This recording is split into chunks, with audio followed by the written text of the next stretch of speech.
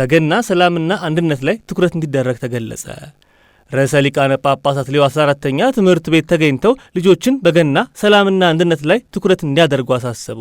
በርዕሰ ሊቃነ ጳጳሳት ጳውሎስ 6ኛ ጋንዶልፎ ትምህርት ቤት ጥሪ ተደረጎላቸው የተገኙትና ጉብኝት ያደረጉት ርዕሰ ሊቃነ ጳጳሳት ሌዮ 14ኛ ተማሪዎቹ በጂምናዚየም ለቤተሰቦቻቸው ባቀረቡት የሙዚቃ ትርኢት ላይም ተገኝተው ቡራኬ ሰጥተዋል። የሙዚቃ ትርኢቱ የገናን በዓል የተመለከተ ሲሆን እውነተኛ ሀብት የሚለካው አንድ ሰው መቀበል በቻለው ልክ ሳይሆን ውስጡ ባለው ሰላም መጠን ነው የሚል ሐሳብ የተንጸባረቀበት ትርኢት ነበር።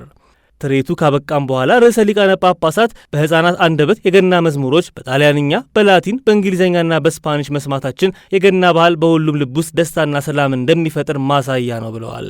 አያይዘውም የግብዣው ጥሪ ምስጢራዊ ሆኖ ቢደርሰኝም በደስታ ተቀብዬው መጥቻለሁ ያሉት ሐሳብ በተማሪዎች ዘንድ ፈገግታን ይጫር ነበር። ርዕሰ ሊቃነ ጳጳሳት ሊዮ እግዚአብሔር ለሁላችንም የፍቅር ስጦታ ሊሰጠን ፈለገ፣ የመረጠውን መንገድ ገና ይባላል ሲሉ ገናን ከፍቅር አንጻር ተርጉመው በዚህ መንፈስ መታሰብ ያለበት ዓመቱን ሙሉ እንጂ አሁን በምናከብረው የብርሃነ ልደቱ ወራት ብቻ መሆን እንደሌለበትም አሳስበዋል።